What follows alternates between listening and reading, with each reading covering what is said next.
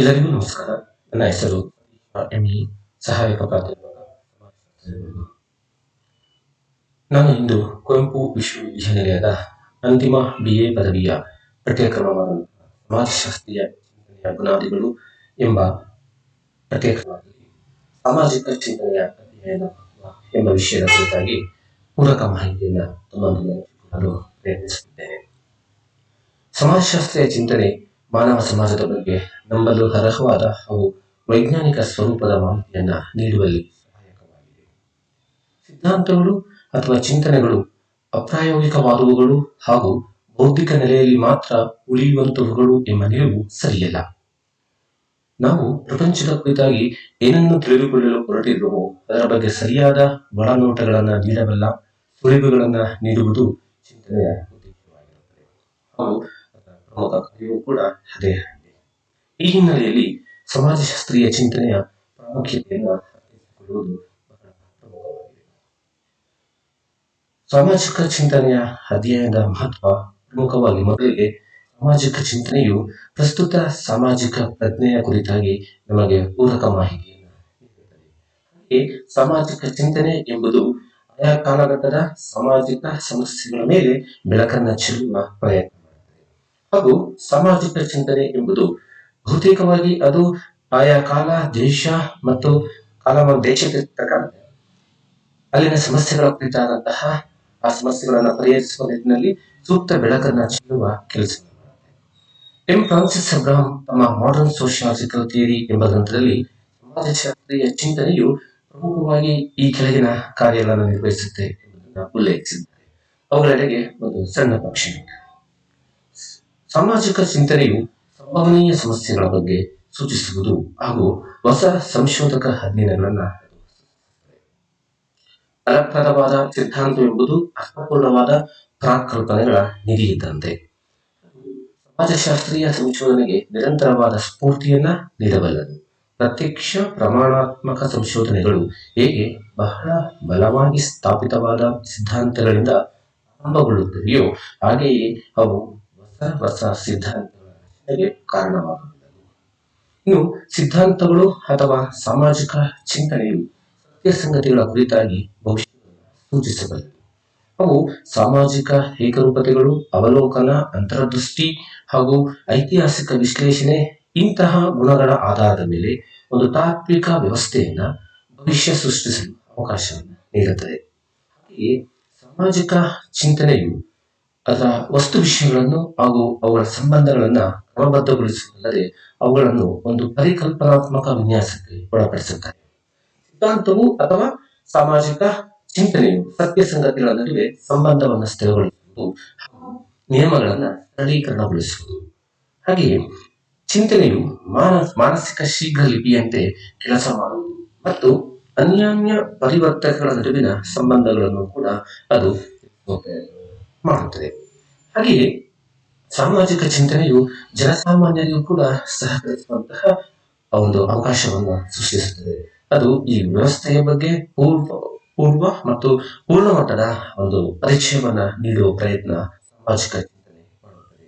ಅದು ನಮ್ಮ ಜೀವನ, ನಮ್ಮ ಆದರ್ಶ, ತತ್ವಾದರ್ಶ, ಮೌಲ್ಯಗಳು, ನಂಬಿಕೆ ಇವುಗಳ ಕಡೆಗೆ ಮತ್ತು ನೈತಿಕತೆಯನ್ನ ಕುರಿತು ಇವೆಲ್ಲರ ಬಗ್ಗೆ ನಮ್ಮನ್ನ ಪ್ರಭಾವಿಸುವಂತಹ ಪ್ರಯತ್ನವನ್ನ ಸಾಮಾಜಿಕ ಚಿಂತನೆಯು ಮಾಡುತ್ತದೆ. ಹಾಗೆಯೇ ಸಿದ್ಧಾಂತವು ಸಂಶೋಧನೆಯ ಮಹತ್ವವನ್ನ ಹೆಚ್ಚಿಸುತ್ತದೆ. ಅದು ಸಿದ್ಧಾಂತಗಳ ಕಾರಣದಿಂದಾಗಿಯೇ ಅಥವಾ ಸಾಮಾಜಿಕ ಚಿಂತನೆಗಳ ಕಾರಣದಿಂದಾಗಿಯೇ ಸಂಬಂಧರಹಿತವಾಗಿ ಕಾಣಿಸುವ ಪ್ರತ್ಯೇಕಿತ ಅಧ್ಯಯನಗಳು ಕೂಡ ಅವುಗಳನ್ನ ಸರಿಯಾದ ಸಮಾಜಶಾಸ್ತ್ರೀಯ ಪರಿದೃಷ್ಟಿಯ ಚೌಕಟ್ಟಿನಲ್ಲಿ ಇರಿಸಿ ನೋಡಿದಾಗ ಒಮ್ಮೆಲೆ ಅವು ಹೊಸ ಅರ್ಥ ಪಡೆದಿರುವಂತೆ ಕಾಣುತ್ತವೆ. ಅಂದರೆ ಚಿಂತನೆಯು ನಿರ್ದಿಷ್ಟವಾದ ಪ್ರಮಾಣಾತ್ಮಕ ಸಾಮಾನ್ಯೀಕರಣಗಳ ಹಾಗೂ ವಿಸ್ತೃತ ರೂಪದ ಸಮಾಜಶಾಸ್ತ್ರೀಯ ನವಜ್ಞಾನಗಳ ನಡುವೆ ಮಧ್ಯಸ್ಥಿಕೆಯನ್ನು ಸಾಧಿಸುವ ಪ್ರಯತ್ನವನ್ನ ಮಾಡುತ್ತದೆ.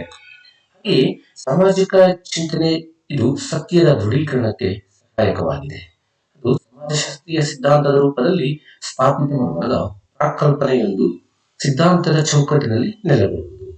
ಹಾಗೆಯೇ ಅದು ಅನೇಕ ಸಂದರ್ಭಗಳಲ್ಲಿ ಸತ್ಯ ಸಂಗತಿಗಳ ವಿನ್ಯಾಸಕ್ಕೂ ಹೊಂದಿಕೊಳ್ಳುವುದು. ಹಾಗಾದಾಗ ಮಾತ್ರ ಅದು ಆ ಸಿದ್ಧಾಂತಕ್ಕೆ ಸಂಬಂಧಿಸಿದ ಇತರೆಲ್ಲ ಸಾಮಾನ್ಯ ಪ್ರಾಕಲ್ಪನೆಗಳು ಸಹ ನೀಡಬಹುದಾದ ಸಾಕ್ಷ್ಯಾಧಾರಗಳ ಬೆಂಬಲವನ್ನು ಪಡೆಯಲು ಸಾಧ್ಯವಿರುತ್ತದೆ. ಹಾಗೆಯೇ ಸಿದ್ಧಾಂತಗಳು ಸ್ಥಾಪಿತ ನಿಯಮಗಳ ಬೆಂಬಲವನ್ನು ಪಡೆದಿರುವುದು ಮಾತ್ರವಲ್ಲದೆ ಅಂತಹ ನಿಯಮಗಳ ಸ್ಥಾಪನೆಯಲ್ಲೂ ಪ್ರಧಾನವಾದಂತಹ ಪಾತ್ರವನ್ನು ಅವು ನಿರ್ವಹಿಸುತ್ತವೆ. ಸಿದ್ಧಾಂತವು ಅಥವಾ ಸಾಮಾಜಿಕ ಚಿಂತನೆಯು ಸಂಶೋಧನೆಗೆ ನಿಶ್ಚಿತವಾದ ದಿಕ್ಕು ದೆಸೆಯನ್ನ ಸೂಚಿಸುತ್ತದೆ. ಯಾವುದಾದ್ರೂ ಒಂದು ಸಾಮಾಜಿಕ ಸಂಶೋಧನೆ ಆರಂಭದ ಮೊದಲ ಹಂತ ಪ್ರಾಕಲ್ಪನೆಯ ರಚನೆ ಅಥವಾ ಪ್ರಾಕಲ್ಪನೆಯ ಪೂರ್ವ ಪ್ರಯತ್ನ. ಆ ಎಲ್ಲ ಸಂದರ್ಭಗಳಲ್ಲೂ ಕೂಡ ಈ ಸಾಮಾಜಿಕ ಚಿಂತನೆ ಅದಕ್ಕೊಂದು ಸಾಮಾಜಿಕ ಸಂಶೋಧನೆಗೆ ಒಂದು ನಿರ್ದಿಷ್ಟವಾದ ರೂಪವನ್ನ ಅಥವಾ ಅದಕ್ಕೊಂದು ನಿರ್ದಿಷ್ಟವಾದ ದಿಕ್ಕನ್ನ ಸೃಷ್ಟಿ ಮಾಡುವುದು ತುಂಬಾ ಸಹಕಾರಿಯಾಗಿದೆ. ಬೃಹತ್ ರೂಪದಲ್ಲಿರುವ ಸತ್ಯ ಸಂಗತಿಗಳ ವ್ಯಾಪ್ತಿಯನ್ನು ಅದನ್ನು ಚಿಕ್ಕದುಗೊಳಿಸಿ ಸಂಶೋಧನೆಯ ನಿರ್ದಿಷ್ಟ ಪಥವನ್ನು ಸೂಚಿಸುವಲ್ಲಿ ಸಿದ್ಧಾಂತವು ಸಹಾಯಕವಾಗಿದೆ. ಅದು ಪ್ರಾಕಲ್ಪನೆಗಳನ್ನ ಒದಗಿಸುವುದಲ್ಲದೆ ಸಂಶೋಧಕನು ಸಾಗಬೇಕಾದಂತಹ ನಿರ್ದಿಷ್ಟವಾದ ದಿಕ್ಕನ್ನ ಸೂಚಿಸುತ್ತಾ ಹಲವಾರು ಪರಿವರ್ತಕಗಳಲ್ಲಿ ಕೆಲವನ್ನು ಮಾತ್ರ ಬಳಕೆ ಮಾಡಿಕೊಂಡು ಉಳಿದವುಗಳನ್ನ ಕೈಬಿಡಲು ಅನುಮತಿಸುವುದು. ಹಾಗೆ ಸಿದ್ಧಾಂತವು ನಮ್ಮ ಜ್ಞಾನದಲ್ಲಿ ಬಿರುಕುಗಳನ್ನ ಸೂಚಿಸುತ್ತದೆ. ಅದನ್ನು ಸರಿಯಾದ ರೀತಿಯಲ್ಲಿ, ಉದಾಹರಣೆಗೆ ಅಂತರ್ದೃಷ್ಟಿಯ ಅಥವಾ ಸಾಮಾನ್ಯೀಕರಣಗಳ ಅಥವಾ ಇನ್ನಿತರ ರೀತಿಯಲ್ಲಿ ತುಂಬಿಕೊಳ್ಳುವ ಪ್ರಯತ್ನವನ್ನ ಅದು ತೋರಿಸಿಕೊಡುವುದು. ಸಿದ್ಧಾಂತವು ಅನ್ವೇಷಣೆಯ ಸಾಧನದಂತೆ ಕೆಲಸ ಮಾಡುವುದು. ಸಿದ್ಧಾಂತಗಳು ಸಂಶೋಧನೆಯ ವಿನ್ಯಾಸಗಳ ರೂಪನೆಯಲ್ಲಿ, ಸಾಮಾಜಿಕ ಚಿಂತನೆ ಯಾವುದಾದರೂ ಒಂದು ಸಂಶೋಧನೆಗಳ ವಿನ್ಯಾಸಗಳ ರೂಪನೆಯಲ್ಲಿ ಪ್ರಯೋಗಗಳನ್ನ ಕೈಗೊಳ್ಳುವಲ್ಲಿ, ಅಳತೆಗಳನ್ನು ಅಥವಾ ಪ್ರಮಾಣಾತ್ಮಕ ಸಾಕ್ಷ್ಯಾಧಾರಗಳನ್ನ ಸಂಗ್ರಹಿಸುವಲ್ಲಿ ಅದು ಪ್ರಮುಖವಾಗಿ ಸಹಾಯಕವಾಗಿದೆ. ಹಾಗೆ ಈ ಕಾರ್ಯವನ್ನ ಸಿದ್ಧಾಂತಗಳು ಉಪಯೋಗಿಕ ಕಾರ್ಯ ಎಂದು ಕೂಡ ಹೇಳಬಹುದಾಗಿದೆ.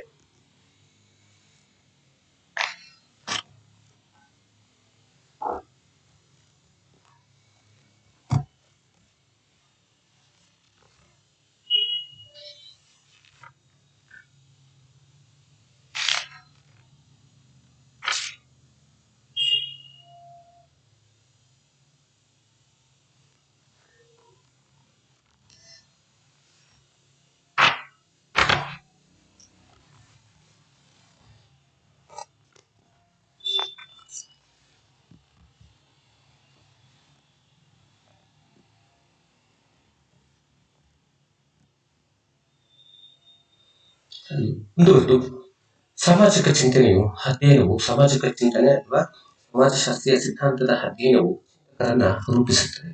ಸಾಮಾಜಿಕ ಚಿಂತನೆಯು ಯಾವ ಯಾವ ಕಾಲಘಟ್ಟಗಳಲ್ಲಿ ಹೇಗೆ ನಡೆದಿದೆ, ಯಾವ ಯಾವ ವಿಷಯಗಳು ಅದರ ಮೇಲೆ ಚಿಂತನೆಗಳಾಗಿವೆ ಎಂಬ ಮಾಹಿತಿಯನ್ನ ಓದುಗನಿಗೆ ನೀಡುತ್ತವೆ. ಇದರಿಂದಾಗಿ ಓದುಗನು ಅವುಗಳನ್ನು ವಿಚಾರ ವಿಮರ್ಶೆ ಮಾಡಿ ಹೊಸ ಆಲೋಚನೆಗಳನ್ನು ಬೆಳೆಸಿಕೊಳ್ಳಬಹುದಾಗಿದೆ. ಇದರಿಂದಾಗಿ ಓದುಗನಲ್ಲೊಬ್ಬ ಹೊಸ ಚಿಂತಕ ಉದಯಿಸುವಂತಹ ಅವಕಾಶಗಳು ಸಿಗುತ್ತವೆ. ಸಾಮಾಜಿಕ ಚಿಂತನೆಯ ಅಧ್ಯಯನವು ಸಾಮಾನ್ಯ ಮತ್ತು ಪಂಡಿತರಿಬ್ಬರನ್ನು ಕೂಡ ಉತ್ತೇಜಿಸುವ ಕೆಲಸವನ್ನ ಮಾಡುತ್ತದೆ. ಸಾಮಾಜಿಕ ಚಿಂತನೆಯನ್ನು ಅಧ್ಯಯನ ಮಾಡುವುದರಿಂದ ಸಾಮಾನ್ಯ ಜನರು ವಿದ್ವಾಂಸರ ಆಲೋಚನಾ ದಾಟಿಗಳು ಯಾವುವು ಎಂಬುದನ್ನ ಅರಿತುಕೊಳ್ಳಲು ಸಹಾಯಕವಾಗುವುದು. ಉನ್ನತ ಕಲ್ಪನೆಗಳು ಮೂಡುಗಳು ಕೂಡ ಅದು ಹೆಚ್ಚು ಅವಕಾಶವನ್ನ ಕಲ್ಪಿಸಿಕೊಡುತ್ತದೆ.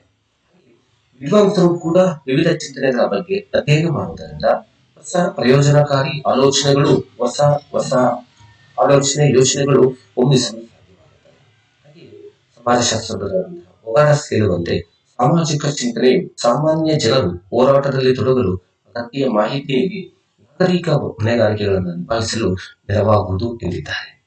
ಸಾಮಾಜಿಕ ಚಿಂತನೆಯ ಅಧ್ಯಯನವು ಜೀವನವನ್ನ ಪ್ರಭಾವಿಸಗೊಳಿಸುತ್ತದೆ.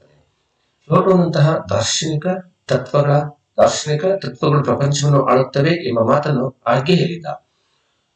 ಜಾನ್ ಮೆನಾರ್ಡ್ ಕ್ಲೈನ್ಸ್ ಅರ್ಥಶಾಸ್ತ್ರ ಮತ್ತು ರಾಜಕೀಯ ಸಿದ್ಧಾಂತಗಳ ವಿಚಾರಗಳು ಹೇಗಿದ್ದರೂ ಸಾಮಾನ್ಯರ ತಿಳುವಳಿಕೆಗಳಿಗಿಂತ ಪ್ರಭಾವಶಾಲಿಗಳಾಗಿರುತ್ತವೆ ಎಂದಿದ್ದಾರೆ.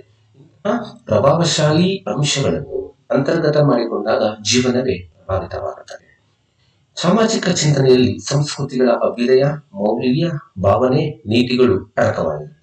ಇವುಗಳನ್ನು ಪರಿಗ್ರಹಿಸಿದ್ದೇ ಆದಲ್ಲಿ ಜೀವನವು ಸಾಕಷ್ಟು ಬದಲಾವಣೆಗೆ ಒಳಪಡುವ ಸಾಧ್ಯತೆ ಇದೆ. ಸಾಮಾಜಿಕ ಚಿಂತನೆಯು ತಪ್ಪು ಸರಿಗಳು ಯಾವುವು ಮತ್ತು ಅವುಗಳನ್ನ ಸ್ಪಷ್ಟೀಕರಿಸುವಂತಹ ಪ್ರಯತ್ನವನ್ನ ಹಾಗೂ ಸರಿ ಎಂಬುದನ್ನ ಹೇಳಬಲ್ಲರು ಅಥವಾ ತಪ್ಪು ಎಂಬುವ ಸಂಗತಿಯನ್ನ ತಿಳಿಸುವುದರಿಂದ ಜೀವನಕ್ಕೆ ಅಳವಡಿಸಿಕೊಳ್ಳಲು ಅದು ಸಹಕಾರಿಯಾಗುತ್ತದೆ. ಈ ಸಾಮಾಜಿಕ ಚಿಂತನೆಯ ಅಧ್ಯಯನ ಹೊಸ ಸಿದ್ಧಾಂತಗಳ ಉದಯಕ್ಕೂ ಕೂಡ ನೆರವಾಗುತ್ತದೆ. ಸಾಮಾಜಿಕ ಚಿಂತನೆ ಅಧ್ಯಯನದಿಂದ ಅತ್ಯಂತ ಸಹಜವಾಗಿ ಹೊಸ ಸಿದ್ಧಾಂತಗಳಿಗೆ ಅವಕಾಶವನ್ನ ಅಥವಾ ಆಸ್ಪದವನ್ನ ನೀಡುತ್ತದೆ. ಸಿದ್ಧಾಂತ ಅಥವಾ ಮಾರ್ಗವೊಂದು ಹೊಸ ಚಿಂತನೆಗೆ ಅವಕಾಶ ನೀಡಬಹುದಾಗಿದೆ. ವೇದ ಉಪನಿಷತ್ತುಗಳ ಕರ್ಮ ಸಿದ್ಧಾಂತವು ಭಗವದ್ಗೀತೆಯ ಕರ್ಮಯೋಗಕ್ಕೂ ಬಸವೇಶ್ವರರ ಕಾಯಕ ಚಿಂತನೆಯ ಚಿಂತನೆಯು ಪೀಠಿಕೆಯಾಗಿತ್ತು. ಇನ್ ಅಂಟು ದಿ ಲಾಸ್ಟ್ ಕೃತಿ ಸರ್ವೋದಯ ಸಿದ್ಧಾಂತಕ್ಕೆ ಪ್ರೇರಣೆ. ಬುದ್ಧ ಮತ್ತು ಮಹಾವೀರರು ಹಿಂದೂ ಮತವನ್ನು ಖಂಡಿಸಿ ಹೊಸ ಮತ ಸಿದ್ಧಾಂತಗಳನ್ನ ಪ್ರತಿಪಾದಿಸಿದರು. ರೂಸು ಸಾಮಾಜಿಕ ಸಂಬಂಧಗಳನ್ನು ಸಾಮಾಜಿಕ ಒಪ್ಪಂದ ಸಿದ್ಧವಾಗಿಸಿದರು. ಧರ್ಮ ಟೀಕಾಕಾರರು ಮತಾತೀತತೆಯ ಸಿದ್ಧಾಂತವನ್ನ ರೂಪಿಸಿದರು. ಹಾಗೆ ರವೀಂದ್ರನಾಥ್ ಠಾಕೂರರು ದುಡಿಮೆಯೇ ಪೂಜೆ ಎಂದು ಸಾರಿದರು. ಇದು ಶ್ರಮಕ್ಕೆ ಬಂಧನ ಸಿದ್ಧಾಂತಕ್ಕೆ ಬುನಾದಿಯಾಗುತ್ತದೆ. ಹೀಗೆ ಸಾಮಾಜಿಕ ಚಿಂತನೆ ಅಧ್ಯಯನವು ಸಮಾಜ ವಿಜ್ಞಾನಗಳ ಉದಯಕ್ಕೂ ಕೂಡ ನೆರವಾಗುತ್ತದೆ. ಧನ್ಯವಾದ.